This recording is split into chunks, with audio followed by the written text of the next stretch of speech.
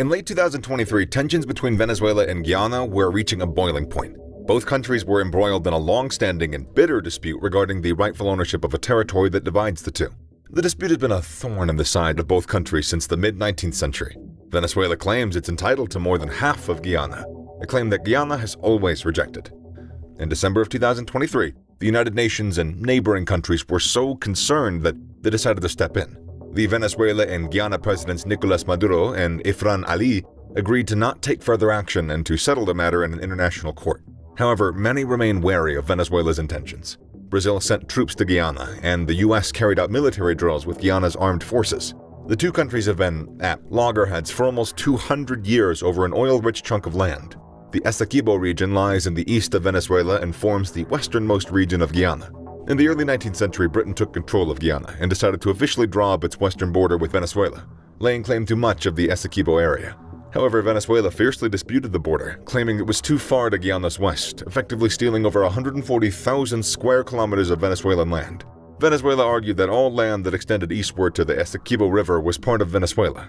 The Essequibo River is one of northern South America's major waterways, running north to south, linking the Amazon to the Orinoco Basin. The vast Essequibo area accounts for over half of Guyana's current landmass. However, when Venezuela protested at the border, the then British-controlled Guyana begged to differ and maintained the correct border continued east beyond the Essequibo River.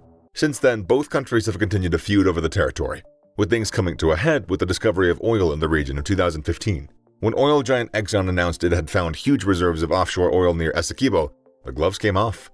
Both countries have naturally wanted in on the action, with neither seeming prepared to cede anything to the other. So how did Britain get hold of Guyana in the first place, and why was Venezuela powerless to stop the controversial border marking? Spain was the first European power to discover Venezuela and Guyana. In 1522, Spanish settlers began settling up colonies in Venezuela, where they would remain until the early 19th century. The Spanish also looked over what became Guyana. However, it was soon dismissed as unsuitable for settlement. The region was thick with jungle and deemed unworthy of setting up a colony. This was a time when the European nations were jostling to snap up new territories, and the Dutch were only too happy to claim Guyana. In the 1580s, they began establishing settlements and setting up trading posts along the extensive network of rivers. And so it remained until the British began to take an interest in the area. The fight had intensified to secure any available territories in the agriculturally blessed Caribbean regions. The Dutch and British initially shared control of plantations in Guyana, but the struggle for full control inevitably led to conflict. In 1781, war broke out between Britain and the Netherlands. France sided with the Netherlands, and the two took turns in controlling Guyana throughout the Napoleonic Wars. When the Napoleonic Wars came to an end, several former French territories were divvied up amongst the Allied nations. Prussia, Russia, Austria, and Britain all made big gains at the end of the wars. Some of the new land snapped up was in Europe, but territories in the Americas also changed hands. Britain officially acquired what was called British Guiana from the Dutch in 1814. The understanding was that this new land had also included the Essequibo region, which lay up to the far west next to Venezuela. Unbeknownst to Venezuela, the British assumed that they'd also picked up the fertile and untapped land east of the Essequibo River. At the time, Venezuela maps clearly showed that the Venezuelan border ran all the way to the Essequibo River. It was their understanding that major rivers were a logical place to map out borders between countries. Venezuela was vaguely aware of Dutch and British activity in Guyana, but it was taking place way over to the east and basically ignored. The Dutch and French settlers had little to do with the Spanish-ruled Venezuela, and the Essequibo region was generally in the back of everyone's minds. War and the battle to protect new colonies was the main priority, and a sparsely inhabited mass of jungle and swamps in northern South America was practically forgotten about. It was only a matter of time, though, before someone realized the misunderstanding. The trouble began in the late 1830s when the British decided to confirm Guyana's borders. An explorer was sent out to mark the official boundaries, including land west of the Essequibo River. He marched boldly into what Venezuelans would have considered to be their land and finally decided on their border, hundreds of kilometers west of the Essequibo River. In 1840, Britain released a map depicting Guyana's borders, and Venezuela erupted in anger. Venezuela was quick to dispute the border, claiming it was blatantly stolen Venezuelan land. It was claimed the land in question had always been Spanish land, which then became Venezuela when it gained independence in 1811. In 1850, the two countries agreed to not fight over the land, but tempers flared again when gold was discovered in the region. In 1899, both parties committed to arbitration after an international panel decided the land belonged to Britain. In 1966, Guyana gained its independence. Tensions still remained between the two, largely because of the considerable gold and copper deposits.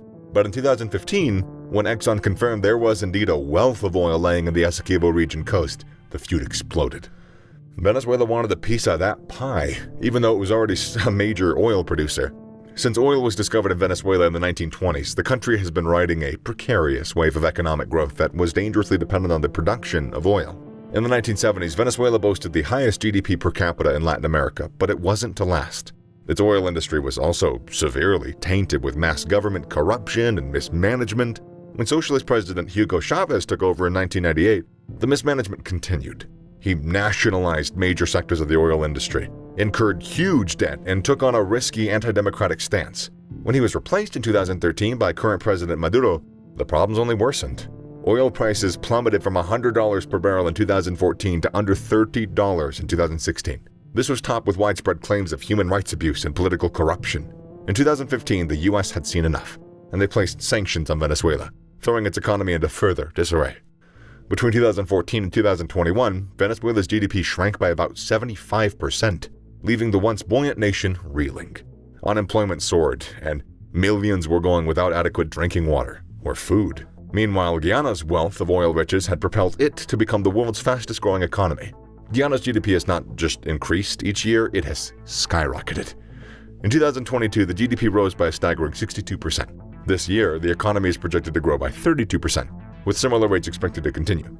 In December of 2023, Venezuelan President Maduro threatened to annex the Essequibo region and set up a referendum for voters. Venezuela claimed that more than half of the country's voters were in support of taking Essequibo and its huge reserves of natural resources. However, many are skeptical about Maduro's real motives. Some have claimed that he doesn't seriously believe Venezuela can take control of the Essequibo and is simply trying to divert attention away from the dire circumstances country is in. Others point out that if Venezuela is incapable of properly managing its current oil production, seizing even more oil is hardly likely to fix anything. Talks were initiated in December of 2023, with Brazil and other Caribbean officials mediating. Venezuela and Guyana agreed to let the matter rest. But Maduro's rhetoric suggests otherwise. He has since boasted of the size and strength of his military and spoken of his intentions to expand Venezuela's presence in the region. Venezuela's military size dwarfs Guyana's. Venezuela has an estimated 60,000 troops at its disposal, while Guyana has just over 3,000. However, Guyana remains quietly confident that it will retain Essequibo without having to go to war. It is a very useful ally across the Caribbean, the United States. America has fully backed Guyana and made it very clear to Venezuela that any attempts to invade would be foolish, to say the least. Venezuela, though, seems unperturbed.